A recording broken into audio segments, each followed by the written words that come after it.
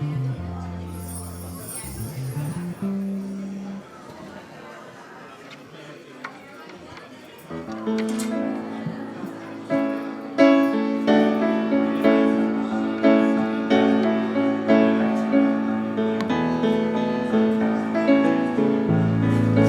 a little warm-up for you if you're ready. As you're settling in, you can sing along, or you can keep settling in. You are sacred love is all that you are. You are sacred love is all that you are. Show the way, God, show the way. I want to live in such a state of grace.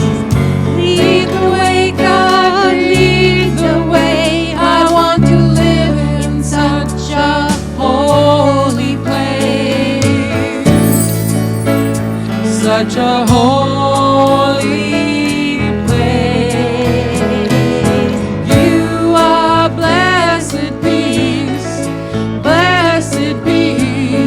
is all that you are. You are blessed peace is all that you are. Show the way, God, show the way. I want to live in such a state of grace. Lead the way, God, lead the way. I want to live in such a holy place. Such a holy place. You are deepest joy is all that you are. You are deepest joy is all that you are.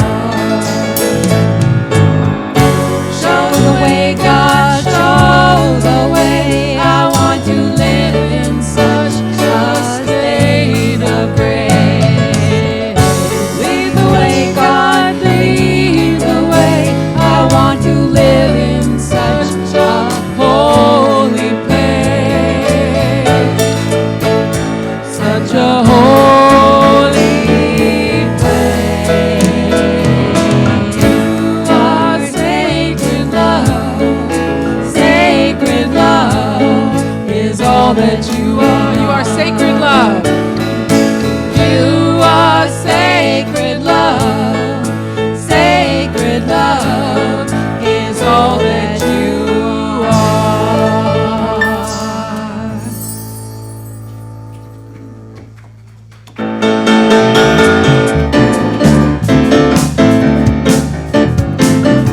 Happy New Year! Good morning, everybody. Welcome to the official start, Unity of Walnut Creek. We are going to be celebrating the new year and White Stone ceremony. Please rise in body or spirit and join us in singing All That I Need.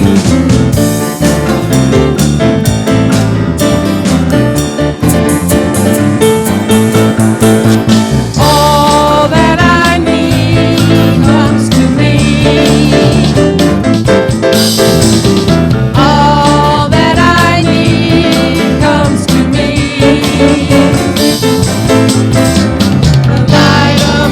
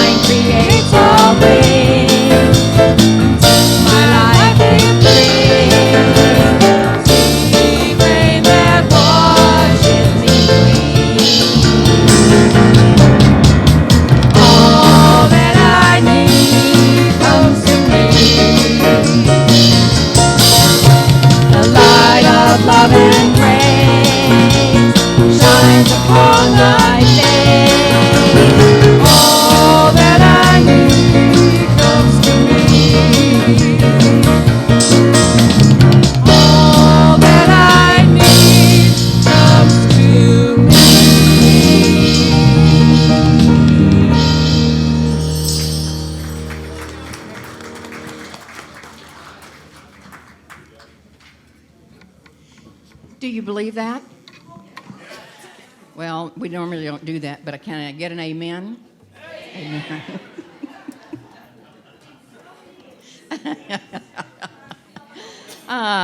We got a rowdy crowd this morning. Being the first Sunday of the brand new year. Woo. Welcome. Welcome to Unity of Walnut Creek. My name is Linda Stevens, and my joy and honor to be a part of your service this morning and to get the new year all kicked off. Ooh, we have a lot of musicians with us this morning. We have Lisa and Diane for leading us in song. And we have Tyler, Dusty, and Dan. Anybody else that I don't see over there? Thank you for sharing your love and your light with us. We appreciate you so much. David? Hi, David. Oh, okay. Okay. They said to ignore him, but you never can ignore David Brooks. Oh. So now I invite you to turn your cell phones off so that we can enjoy this sacred time together. And as you're turning off your cell phone, would you turn to the camera and tell the folks at home good morning? We know your presence is here, your energy is here, and we know that your blessings are here with us. Thank you for being with us here in the non-physical this morning. Ooh. Okay, so let's come to a grounding spot.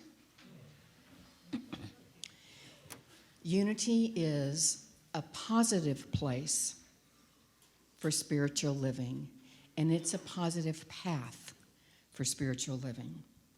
We have a vision for our world, and that vision is we envision a spiritually awakened world where all life thrives in conscious oneness. Our mission is who we've come here to be. And please say this with me. We are a loving, inclusive community, expanding and living our divinity in sacred service for all. And our core values are love, connection, service, and wisdom. And every week we affirm together a statement of faith. So please do that with me now. There is only one presence and one power in the universe and in my life, the all-loving goodness of God. Thank you. Now I encourage our ushers to come forward, and with them they're going to have a packet of welcome information. And if you're here with us for the first time or you've been gone for a while and you've come home, would you please raise your hand if that's comfortable?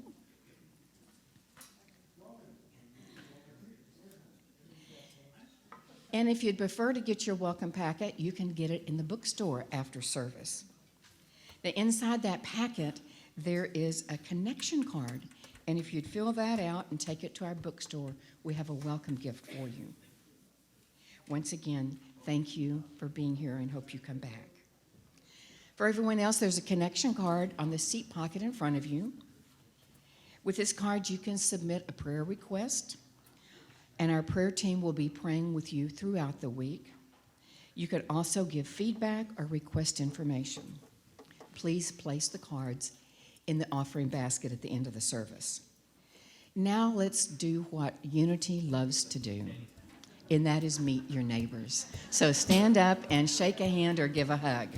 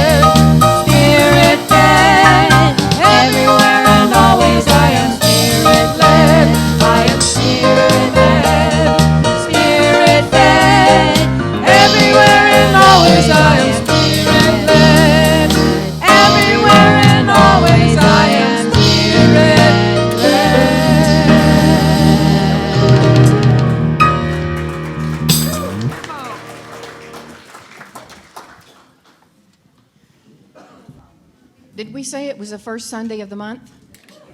And what does that mean? Birthday Sunday. Yes, you guys are so good. So if your birthday is in January, would you please stand and let us honor you? I know it's Tyler's birthday. He's standing, but you can't see it. We're going to sing happy birthday, dear friends.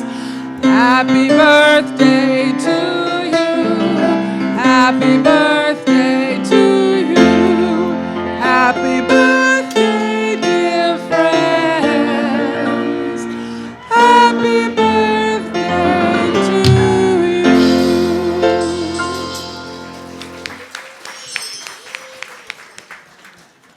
Now, I have several things to bring to your attention. There's so much always happening here. Would you like a powerful tool to help you manifest what is calling to your heart during the new year? Well, you don't want to miss our hologramming workshop today at 2 o'clock. Pamela Austin will lead us in a very powerful spiritual process that energizes the higher potential in our soul's blueprint and uses the wisdom of the heart to manifest our potential. Unity's winter class series starts actually on January 13th. Is that soon? A week from tomorrow. Okay, so starting a week from tomorrow night, our very favorite Trey Holloway boxer yes, we love our Trey. She'll be doing Touch for Health. She'll teach us how to take our well-being into our own hands so that we can feel happier, healthier, and more alive. Learn an energy routine that will help us to optimize our natural ability to heal and to stay healthy. Also on Monday night, Pamela will teach us how we can overcome emotional chaos. Learn a heart math technique called cut through that helps us change habitual emotional or behavioral patterns that have limited us in the past. Tuesday evenings, please join Minister Richard Carlini for the 4 things that matter most. In this class, you'll participate in a guided discussions about the 4 most important things that lead us to a meaningful life. Then on Thursdays, explore other religions and paths with Reverend Christian's class, close. Many paths to the one, but not correct.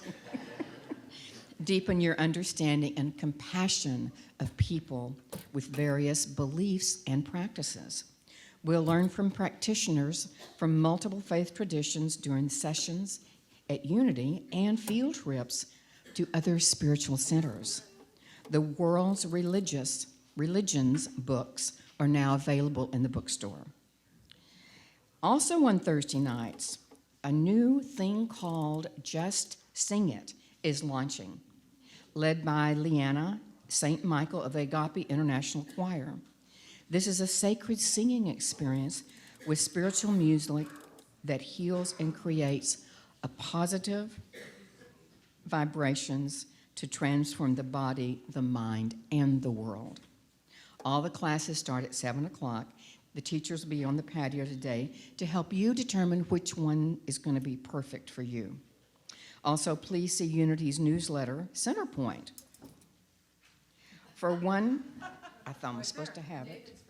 David's bringing it? Someone's bringing it. Aha, I knew I had one. Yes. You can pick up a newsletter here. That was good, David. That was or in your email box. Now, did anybody say my email box? Linda, I don't have one. You're not getting this on a regular basis? We can fix that. On the connection card this morning, just put down on it that you'd like to start us sending you this week. Is it weekly?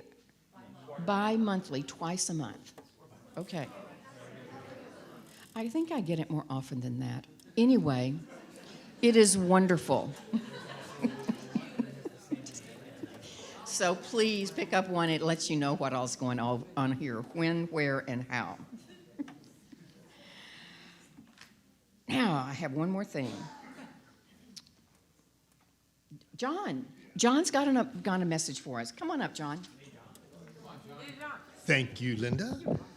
I know how much you all like the best music that we get to enjoy around here all the time, right? I know I do. Well, we have a really special treat coming up for you this Wednesday night. A truly world-class, world-renowned guitarist, singer, composer, songwriter. We have a photograph coming up, maybe? There we go. Christy Linnae, I know many of you may have heard her a few years back when she was here. She is one fantastic musician, travels all over the world performing her music. We have the great privilege of having her here Wednesday night at 7:30. I encourage you all to come and be enraptured in her music. See you on Wednesday night.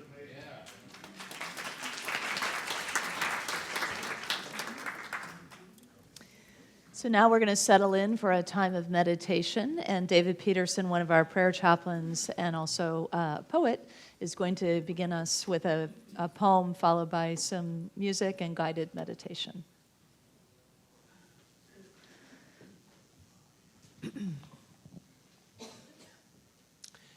An ever-viewing, unfolding expression. Max. 6:23 a.m.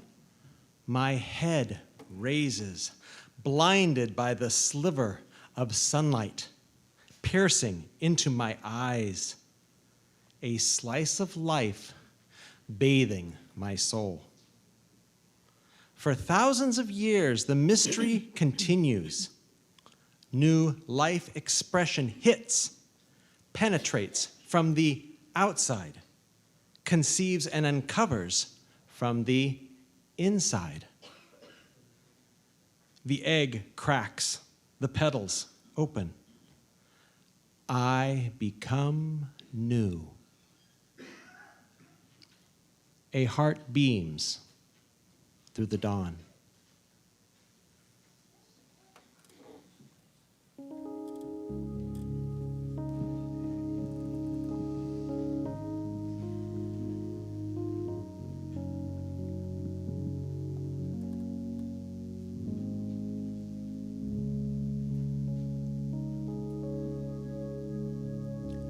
As I say a tender yes to everything that comes to me,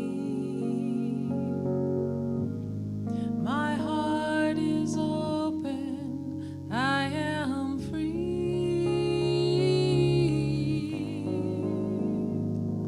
I open to all that is.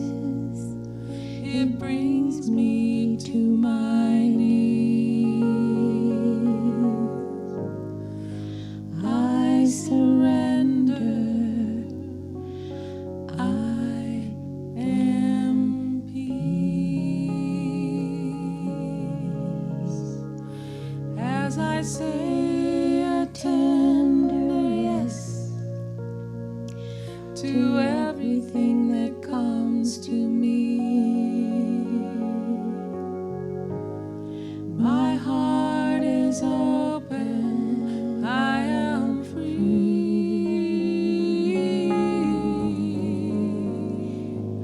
I open to all that is. It brings me to my knees. I surrender. I am peace.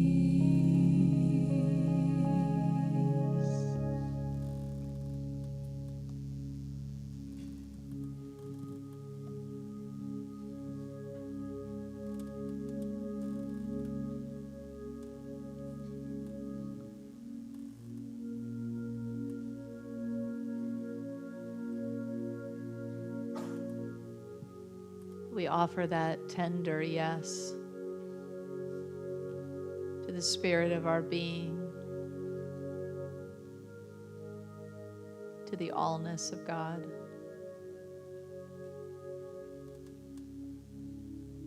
as we move into this new decade.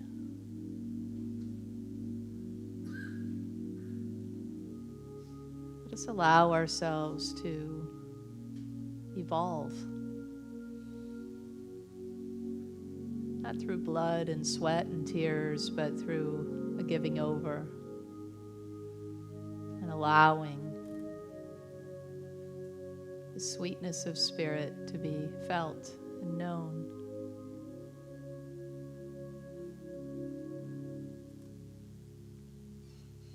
And the sometimes jagged edges of life and the world around us.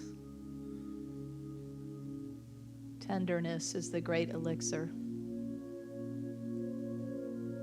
So let us find that tender place within us. The softness that gives, that receives, that opens, that allows. And to rest in that. The space that comforts us. That allows us to lay it all down. To simply be one with the one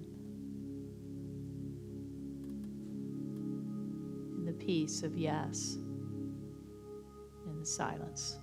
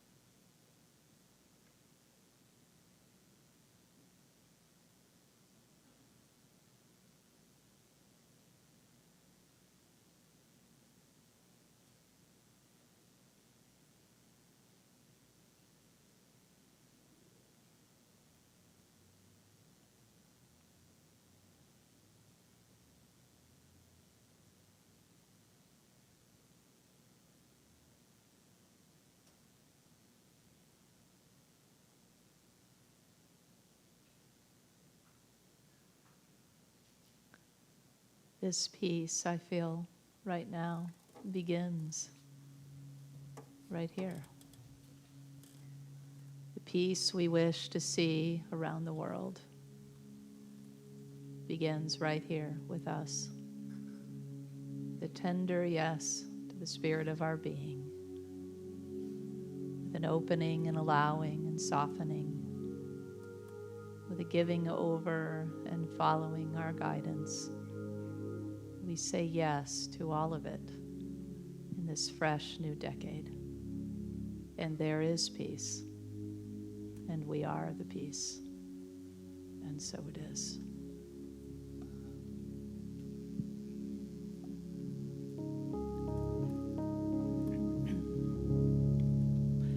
As I say a tender yes to everything that comes to me,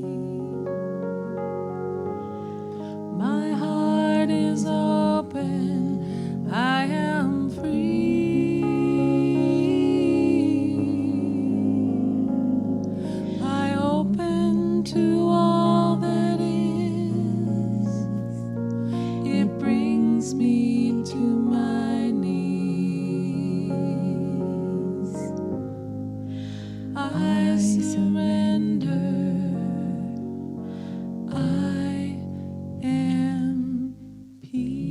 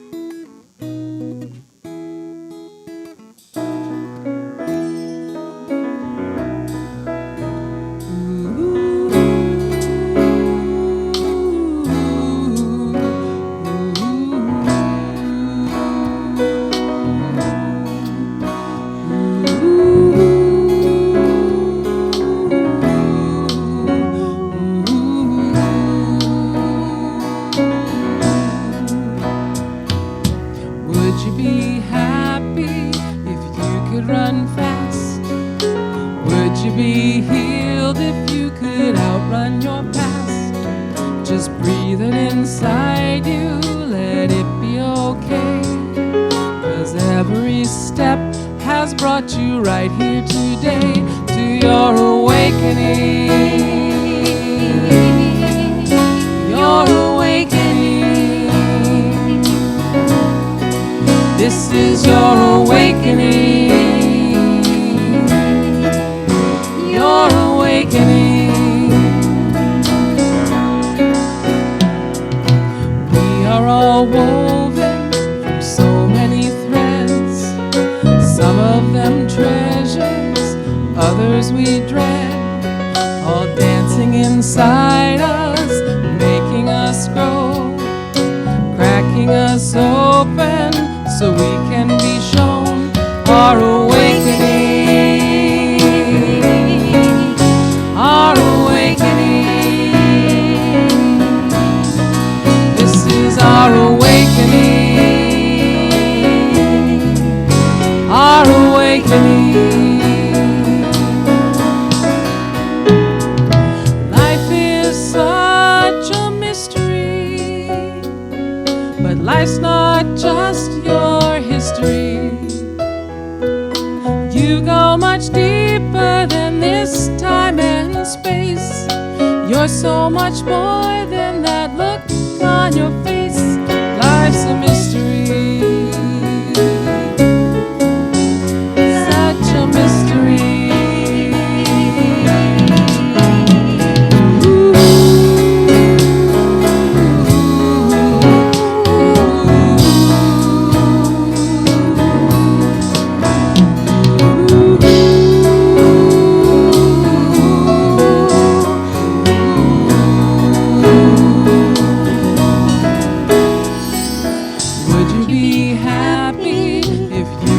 Run fast?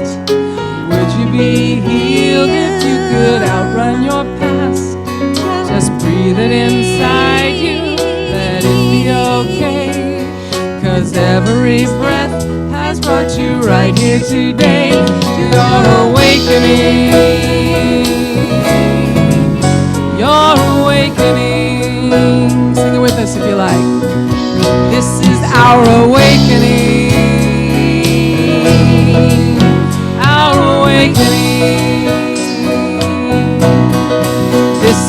our awakening.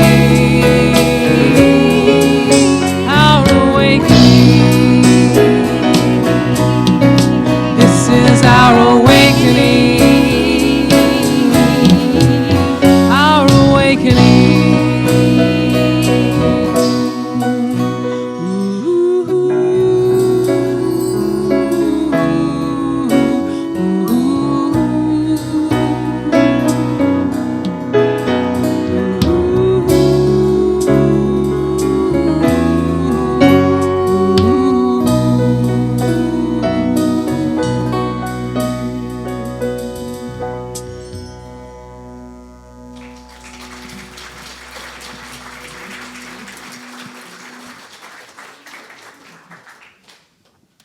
Beautiful. What a great way to start out a new decade with our awakening, right? That's what we're all about, isn't it? Anybody make any New Year's resolutions yet? A few of you, yes. A few nods, So Ted, I don't know if Ted's here. Yeah, Ted sent me a blog yesterday by Mariana Saver. I think I read it about 6 p.m. and decided to change the introduction because I liked it so much. And in it, she talks about the difference between setting a New Year's resolution and setting an intention, and really encourages us to go more the intention route. And I really, really liked that because the resolution route, we know how that goes, right? I mean, I'm not saying, we will succeed, we will prevail. However, there are times when we set these resolutions that are really based more on what needs to be fixed, right? How we can fix ourselves. We need to diet, or we need to get to the gym, or we need to, those kinds of things. And if instead we change that to an intention, it's a much more loving, kinder, and ultimately more effective way to set out what it is that we want to accomplish. Because the idea basically is once, we eat the cupcake or the cookie and we're hard on ourselves, it sort of then starts this whole like icky feeling process that most of us don't want to go through, right? But if instead there's more of a gentle kind of, this is my general intention, and we're kinder with ourselves about that process, I think we generally will have much more success. Maybe think of it in this way. Instead of asking yourself, what do I need to improve about myself? Ask, how could I reveal more of my divine self? It's quite a different feel, isn't it? Yeah, and it's so much more of that essence of us, that spiritual part of us that wants to come forth, that wants to be shared, that wants us to access it and share it. And so we get all of that support, too, from within and from those in our spiritual community who understand that kind of language. So thanks, Ted, for reshaping that for all of us this year with what you sent. So that insight, that shift can be monumental, and it can be really valuable in the long run, which reminds me of a story. In 1957, in Thailand, there was a need for a monastery to move because a road was going to be created right through the monastery. And so the monks were busy scurrying around, trying to, figure out how this was all going to work. And one of the things that was probably the most important thing to get moved in a gentle way was this Buddhist the statue of the Buddha that they cared about very much. And it was 2.5 tons. They didn't really know how heavy it was until they brought in a crane to move it, and it started to crack a little bit. So immediately they, of course, had the crane put it back down. And then, of course, as some of these things happen, one thing adds to the next, right? So as soon as that happened, it started to rain. So they've got it outside now, and so they're very carefully and lovingly putting tarps all over it and making sure it'll be safe through the night. And then they'll get more powerful equipment to come the next day so they can really move that with gentleness. In the middle of the night, the head monk is tossing and turning because he's thinking about, well, what if the rain is getting into that crack and it's damaging? And so he goes out with his flashlight to check and make sure all the tarps are okay. A surprising thing happens, though. As he's shining his light in the tarps toward the statue, a light shines back at him. And he thinks, well, where is that coming from? And so he investigates a little bit more, and still this light keeps coming back. And he sees that it's coming from that place where the crack was. So his curiosity gets the best of him. He runs and gets a couple of tools, comes back with a chisel, and begins to chisel just a little bit more of that clay. And lo and behold, the more he chisels, the more of this sort of golden light seems to be coming back at him. He shines the light, there's more of it. So, of course, he gets really curious, and he starts to chisel a little more and a little more. Of course, the whole time probably holding his breath, right? Am I damaging the statue? Am I making it better? I'm not really sure what's going on here, what's hidden back here, but it sure feels like it's good, and it looks valuable. So by morning time, the other monks are waking up, and so much of the statue has been revealed. And they finish it off, and it is a solid gold Buddha. 2.5 tons of solid gold. And like about a decade or so ago, they said it was worth $200 million. It's probably worth more than that now. 10 feet tall. And so this valuable statue is there now, having been covered up with 12 inches of mud and clay. Now, the backstory is that was all done intentionally hundreds of years before. The situation then was that the Burmese army was invading what was then Siam, is now Thailand. And the monks at that time, at this monastery, knew that once the Burmese saw their golden Buddha, they would steal it. And so in order to save it, because the statue meant a lot more to them than it did the monetary worth, they put all this clay on it, 12 inches, in fact, of clay all the way around it. And just as predicted, the Burmese thought it was worthless and didn't pay any attention to that, but all of those monks were slaughtered.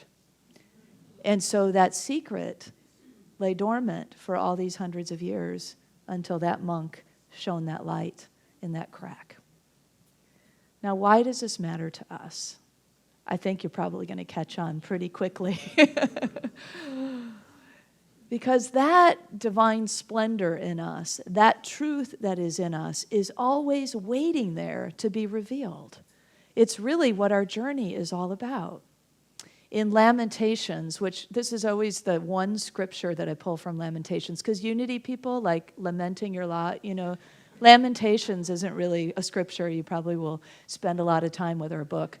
But this one scripture is really appropriate. It says, the precious sons of Zion, which we can understand is the sons and daughters. And Zion is Jerusalem, which always means metaphysically the spiritual center. So the precious sons and daughters at the spiritual center, it goes on to say, worth their weight in fine gold. Worth their weight in fine gold. How they are regarded as earthen pots. And the scripture is really talking about how we regard ourselves, right? And how we regard each other.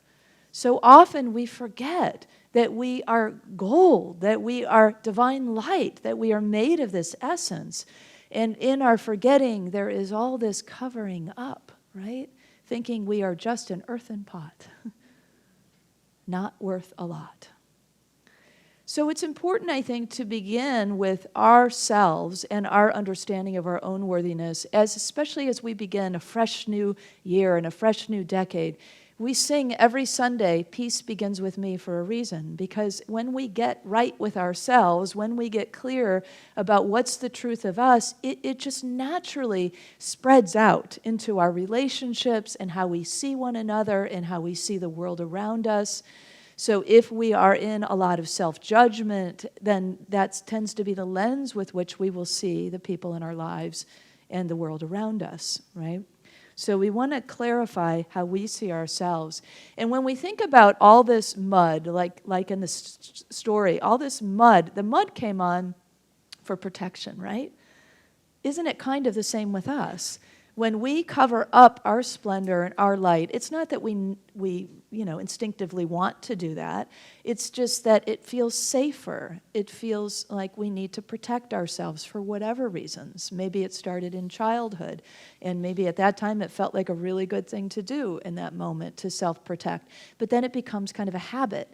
And over time, like attracts like, and more mud comes on, whether that be self-judgment or or criticism, or comparison, that thief of joy, Teddy Roosevelt called it. Whatever that is that begins to cover our light and cover our light and cover our light to the point where we don't even realize it's there anymore. We've forgotten our worth. And so it is opening it up. And so Brené Brown talked about this in one word, basically. Brené Brown is a researcher who's really a scholar on particularly vulnerability and shame. And so shame is the key word here. Shame is the word that most of us would rather say that we don't have that, or we don't want that, or we aren't, we don't go there. And yet she says that it is one of these emotions that is primal, that is something that we do all feel. And on Oprah once she said, shame is lethal, and we're swimming in it deep. And so it's about us, it's around us, it is something that we go to, it is one of those clumps of clay that tend to get put on. Now, it's important to distinguish the difference between guilt and shame. Guilt is an emotion that is, I made a mistake, right?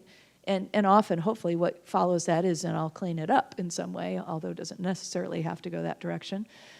Shame is more like, I'm the one who's flawed. It's me, myself, that is the mistake in some way. And so it's that deep falsehood about us that we want to root out and to let go. Brené says that shame lives in three ways. The three ways that we can flourish and feed it and keep it alive is through secrecy, silence, and judgment. And so what's key here then is to bring out into the light those core beliefs that are not true about ourselves. It's not that you have to broadcast it to the world. In fact, I wouldn't recommend that. But instead, maybe find somebody, or you could, I guess you can do it in nature or just with spirit, but it's also helpful if you can find somebody who can hold that kind of empathy, who can really hold a kind of space that can hear you, that can really, and she says, shame can't survive empathy. And so in that space of empathy, shame just will fall away. And that very much like the shedding of the mud that has covered things up. So speaking it in a safe place, in a place of empathy, breaking the silence, and stopping the judgment.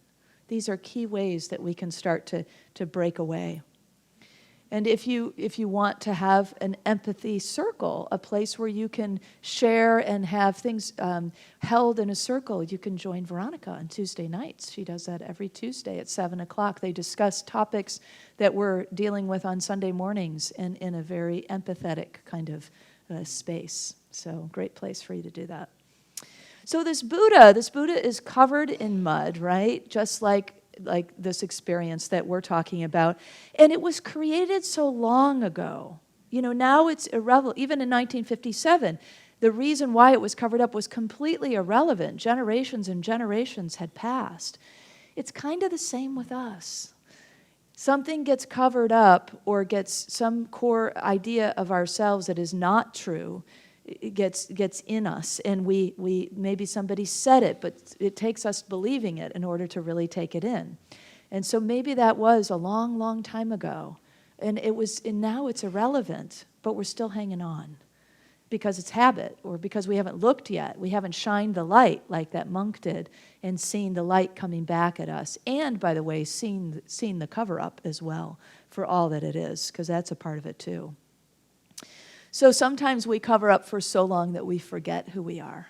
And this is a part of releasing and letting it go. And sometimes when we cover up the very best of us, the heart of our hearts, the unique soul expression that we are, in addition to this divine essence that we're talking about. So how do we uncover it? How do we let it go? We really can go back to the story and see what happened in the story to uncover it. There was first a shift, right? The statue had to be moved in order for that crack to even happen. So there had to be some kind of shift. There was an actual movement of the statue itself, but also could be us moving with a new perspective, just a slightly different eye, Did you ever notice how different it can be if you just go up or down one stair? All of a sudden, I'm seeing you and maybe you're seeing me in a whole different way. And so changing our perspective, changing the places where we stand and look at ourselves can make a really big difference. So first it's a shift, and then it's a seeing, it's a looking. Ideally with spiritual eyes. Who looked first? The head monk. And why the head monk? Because the highest part of us, the best part of us, will look and see with eyes that can both look at the ways, the painful ways that we've covered up and the shame that's there, and can also look at the gold, the essence, the beauty of who we are, and can hold both of those, and then can say, I want to pull forth more of that. I want to be more of that. Love or peace or joy or whatever it is. You'll find a word later in our white stone ceremony that might mark exactly that, which wants to be called forth for you from that golden space. So we see, we look from a higher place, and that helps start to break out that silence and that secrecy that Brene talked about shame, because we're looking now, we're shining a light. And then the third thing is to let go or subtract. Nothing had to be added to the Buddha to make it more valuable. Likewise, nothing needs to be added to us to make us more valuable. We don't need to add, we need to subtract so that the splendor can be known and seen and experienced and felt. And so our subtracting might look like, after we have looked and seen, it might look like tears. It might look like that rainfall that came to wash away the mud. Right? Because we recognize, oh, I see how I've treated myself. I see how I've judged myself. I see how I missed the course there, and it makes me feel sad.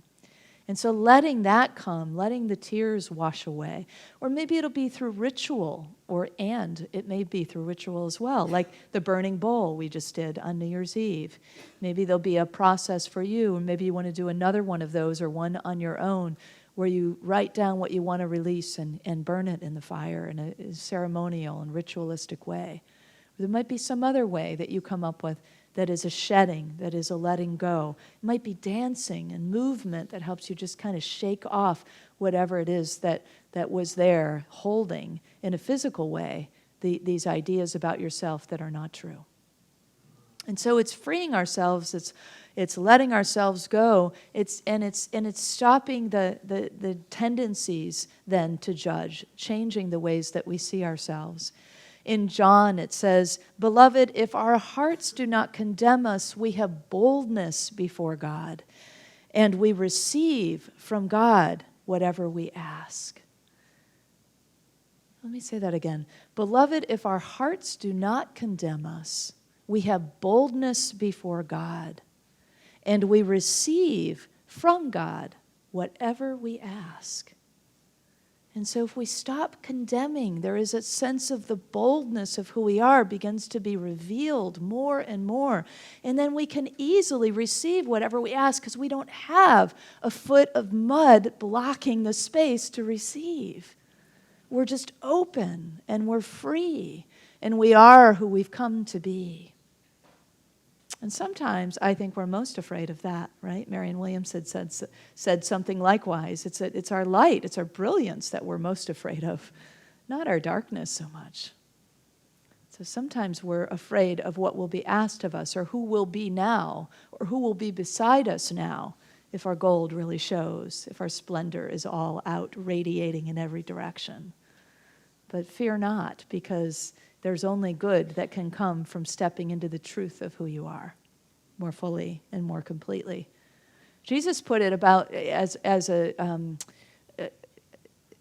greatest commandment. When he was asked, what is the greatest commandment? He put it forth as love, right? Love your God with all your heart, with all your soul, and love your neighbor as yourself.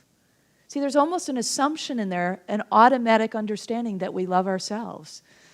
Yet in the West, I think sometimes we struggle with this more than in the East. And so sometimes we love our neighbors more than we love ourselves, right? And so it is about understanding, about giving ourselves some of this, as it was sung in the meditation song, this sort of tenderness, a tender yes to who we are, a tender yes to all of it, allowing of all of it, and accepting of all of it. So we have shifted and seen and subtracted, and the last thing we could do to chase away the shame and the rest of the stuff that's in the way is to just shine. That's all there's left to do once all has been released, right? To just shine, to just be it, to be that radiance, to be that divinity, to be that truth, to allow yourself to be the unique soul expression that you are, because there is no one like you. I'm always astounded when I say that. Like, wow, we are all so unique. Although we all share this divine essence, this Christ nature, we also are all really unique in our expression, and how beautiful that is. I mean, 7 billion unique humans on the planet that really have their own way of expressing. And when we try to emulate someone else or forget who we are or cover up who we are, that expression doesn't get shared with the universe. I mean, that's a real stingy thing that we would do in our lifetime, is to keep our good, to keep our gold hidden. And so if you can offer the greatest gift this decade, this year, let it be that your unique soul expression, your talents and gifts, your way of seeing and being in the world is freed. And you can allow that then to be honored by yourself, and therefore automatically it will be by others as you have the confidence to honor it yourself. So the 4 S's help us to shed. There's a lot of S's here today: shedding and shaming, and and then we get to shift and see and subtract and shine. So you received a stone as you came in, and some of you received a pen. We're going to need to share some of those pens if you don't mind. If you did not, would you raise your hand, and we'll make sure our ushers bring you a stone, and if there are any pens left, they'll bring you a pen. Otherwise, we'll just have to love our neighbor and share with our neighbor.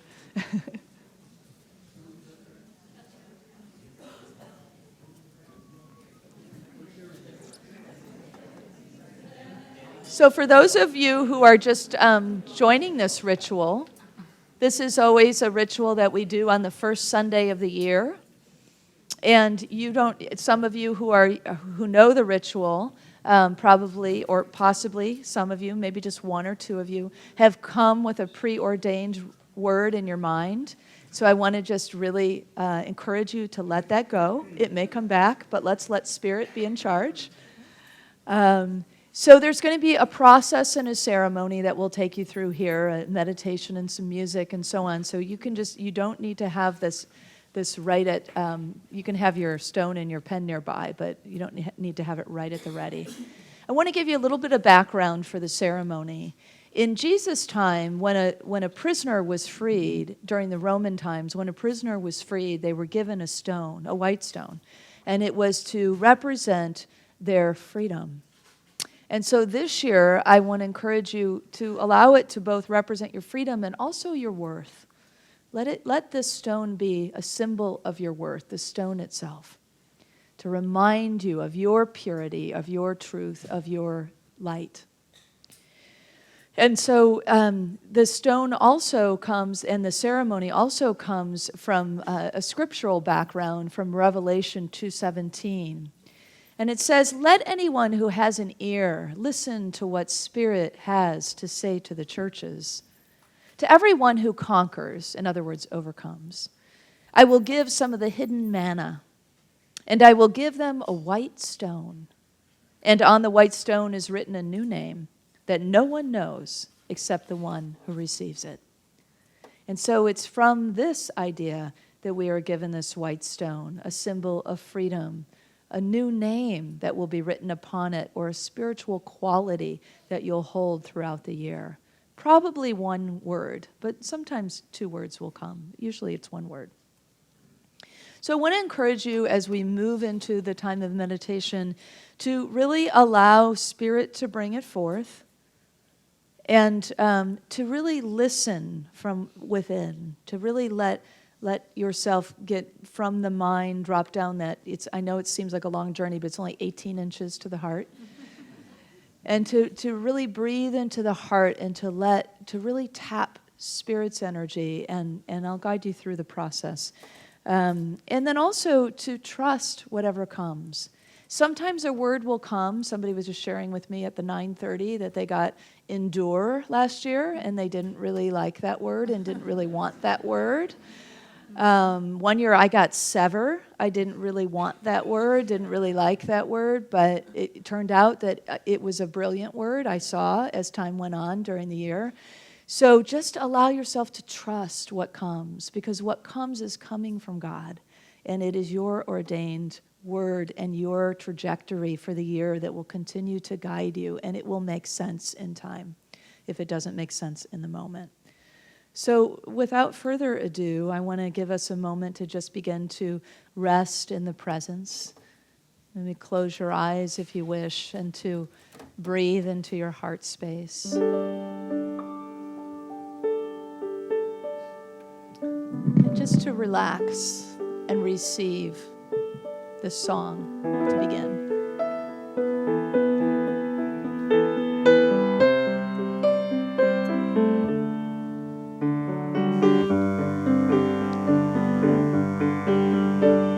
Today as I stand open to divinity in me, I choose my name.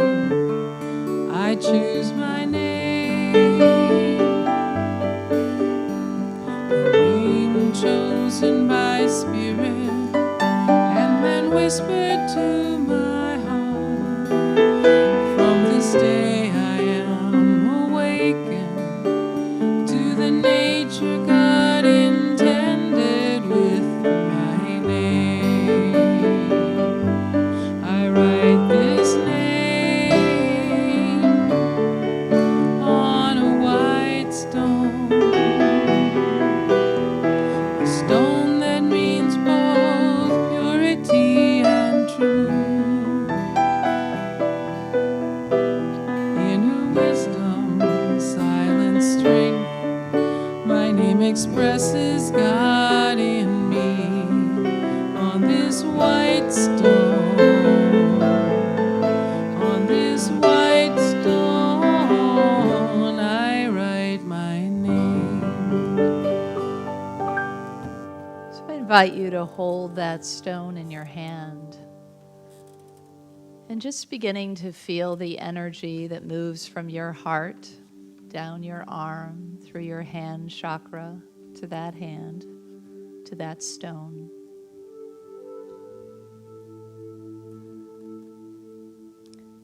And from heart to hand, it's almost as if a word will write itself. Your Spirit will give it to you directly. This is your spiritual quality to be throughout the year.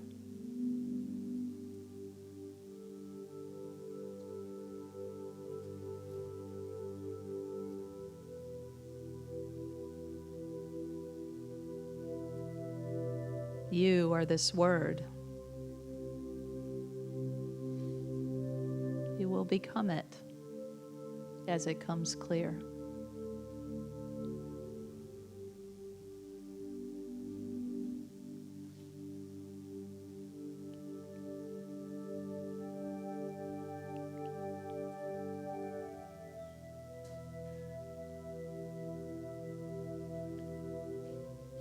Whenever you're ready, I invite you to write the word that comes on your stone. Don't force it, give it time. And don't second guess it. If something comes, that's your word.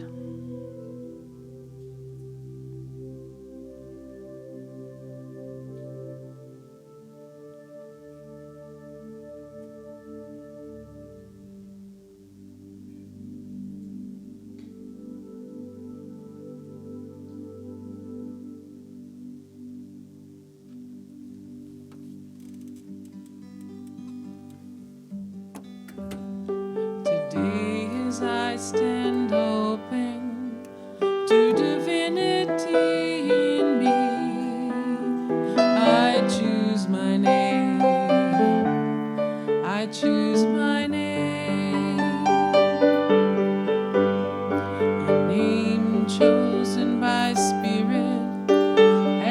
whispered to my heart, from this day I am awakened to the nature God intended with my name.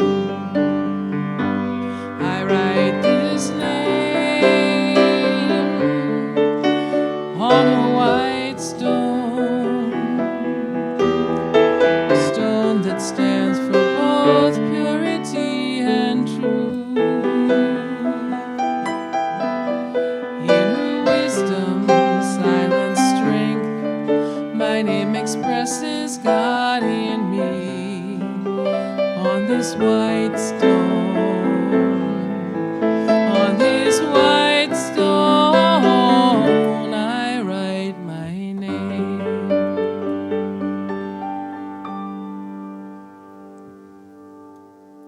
So I want to encourage you to keep this word sacred. So that may be keeping it to yourself initially or not. It depends on what feels right for you. But just allowing this to really be a talisman for your year.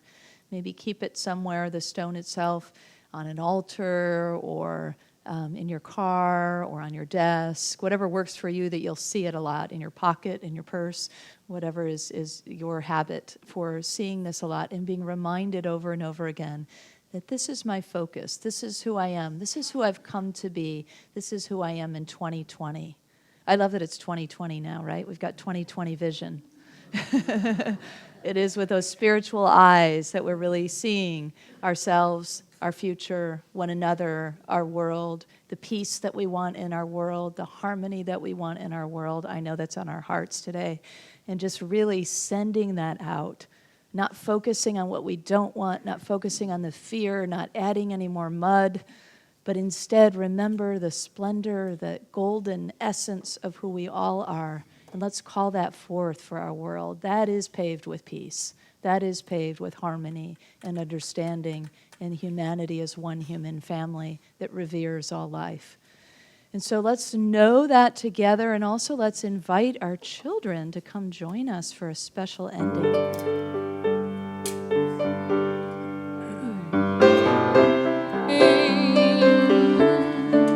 On a white stone, a stone that means both purity and truth. Inner wisdom, silent strength, my name expresses God in me on this white stone. On this white stone, I write my name.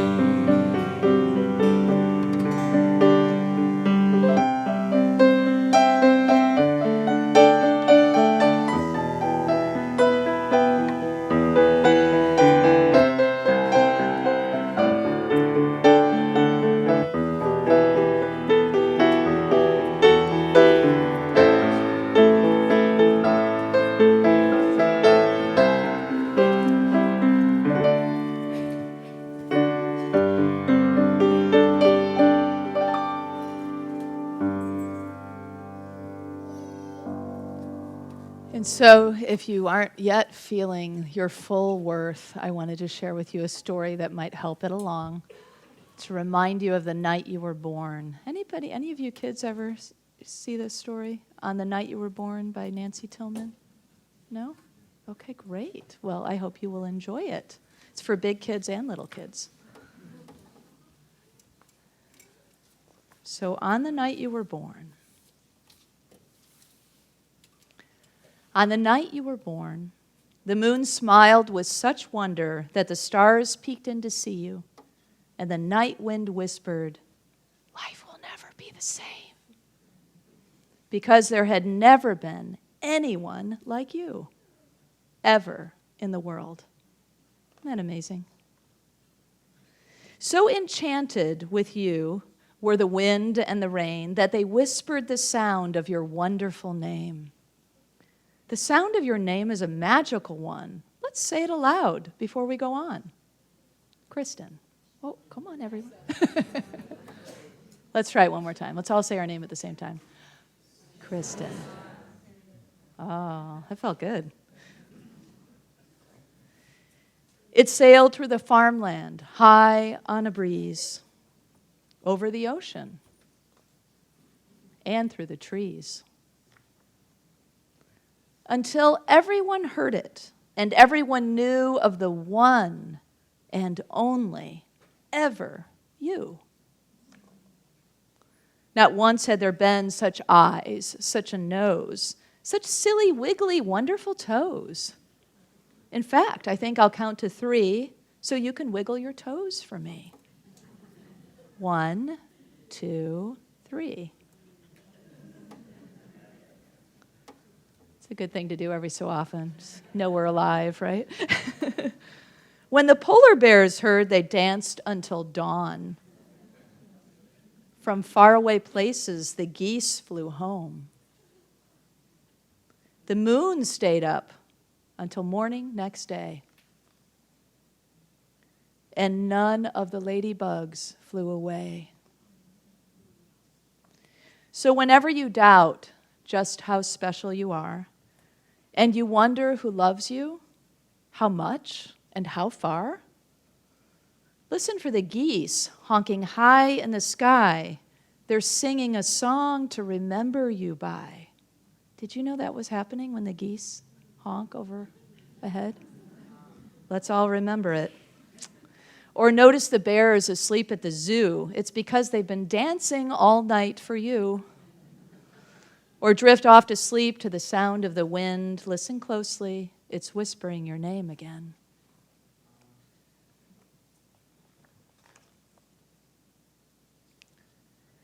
If the moon stays up until morning one day, or a ladybug lands and decides to stay, or a little bird sits at your window a while, it's because they're all hoping to see you smile.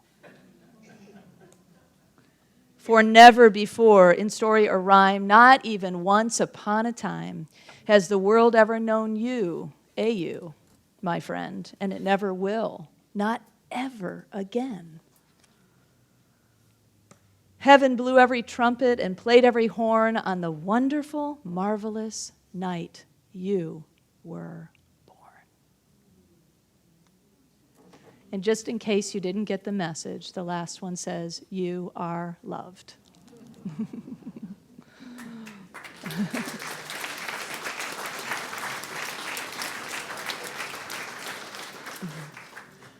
So let's take it all together, everywhere we've traveled this morning, and bring it all home with the idea that we are claiming our birthright, we are claiming our worthiness, and we are speaking our new word, our new spiritual quality. Now, you can speak that in your heart or speak it out loud, whichever works for you. So let's say this together as we own these truths about ourselves. Ready? Together? Today, I claim my divine birthright. I am worthy beyond measure. I am. So it is.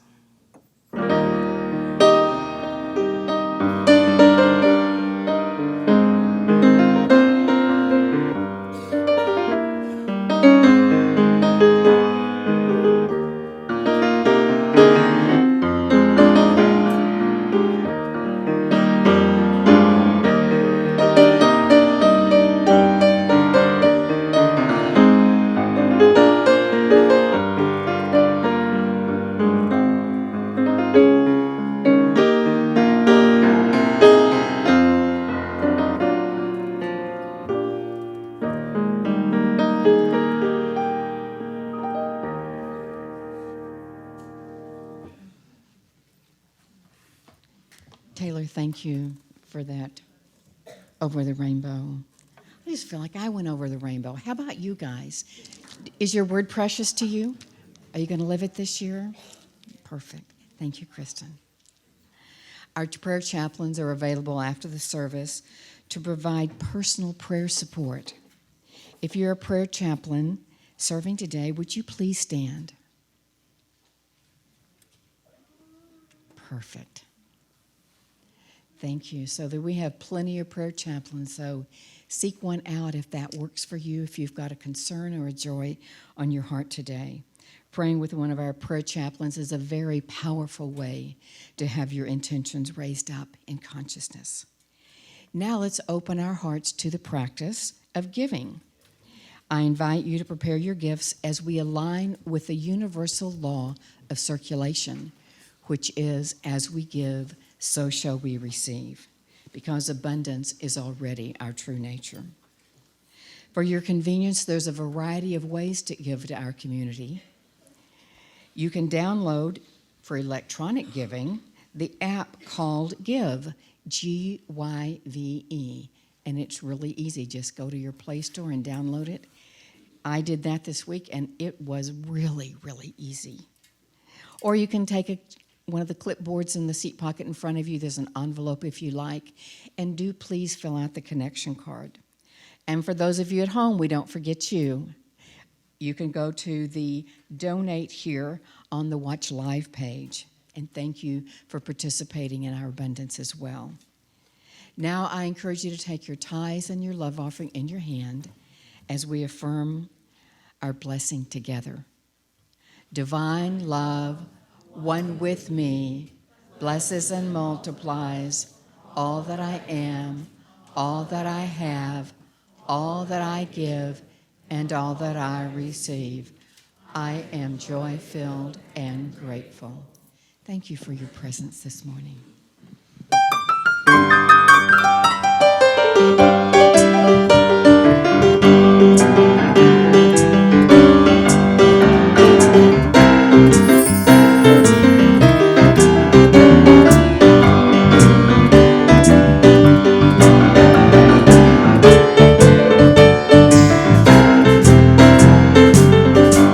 All right, now listen up here.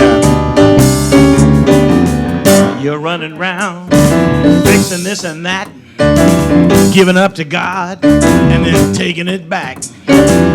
Just release. You got to let it go. You don't even have to think about it no more.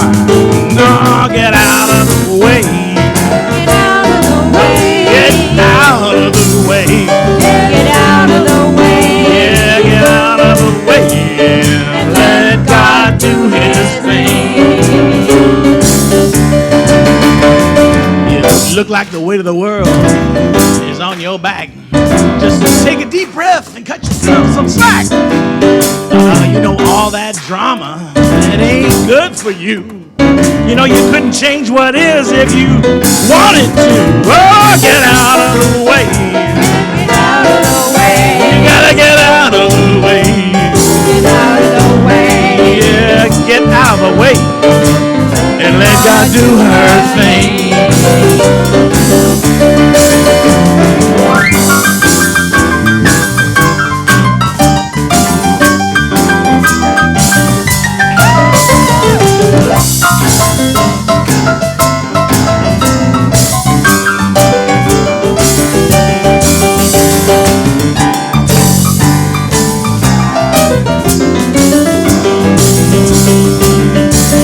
One more thing, the sun's gonna shine, the river's gonna flow, the tide's gonna rise without your say-so.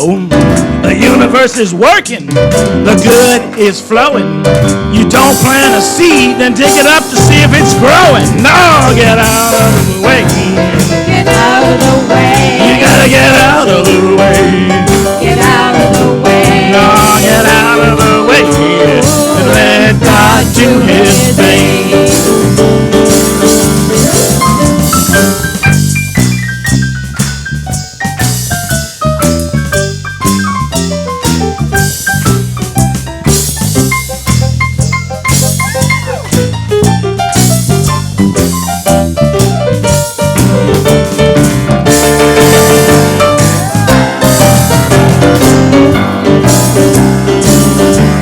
Come on now, get out of the way.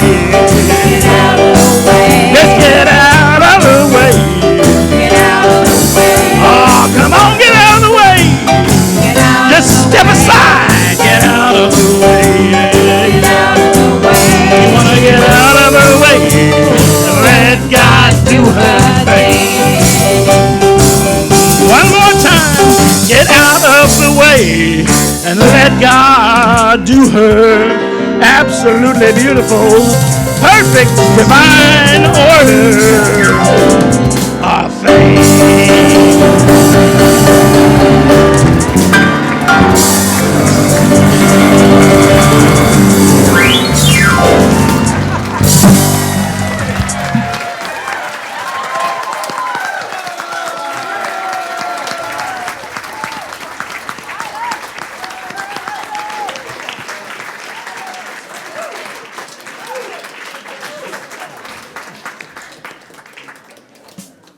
Wow.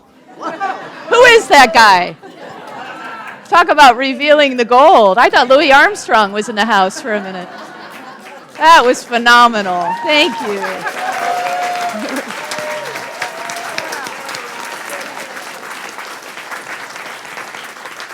He's been holding out on us. Let's bless this good, giving thanks for all that we are, for all that we are becoming, for all that we've shed today. As we step out into the sunlight, know that we are free, we are worthy, we are shiny and new, and so too is our world. Let's bless this together. We give thanks for the ever-increasing, constant flow of absolute good in our lives now. So it is. Coming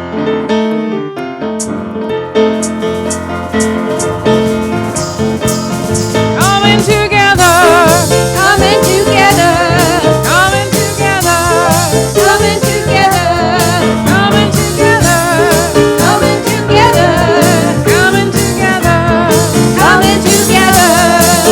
One heart, one mind, one love. Coming together. One heart, one mind, one love. Coming together.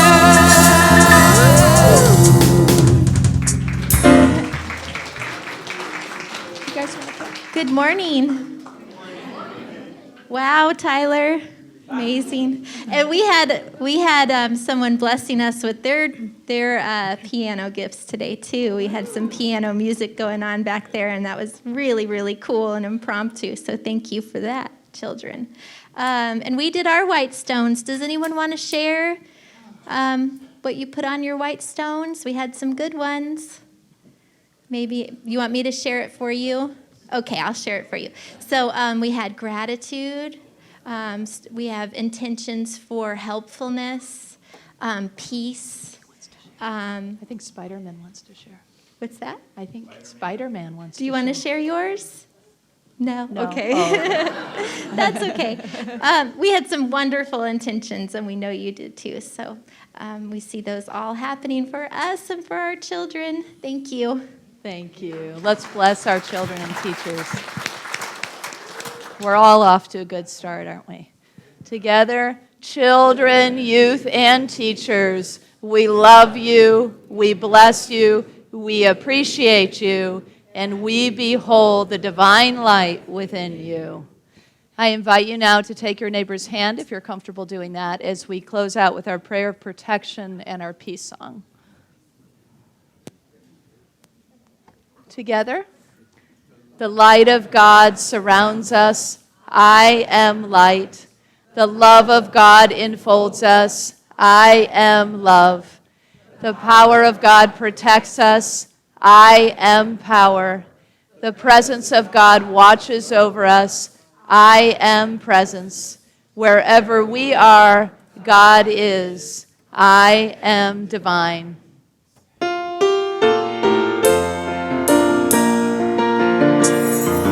Let there be peace on earth, and let it begin with me.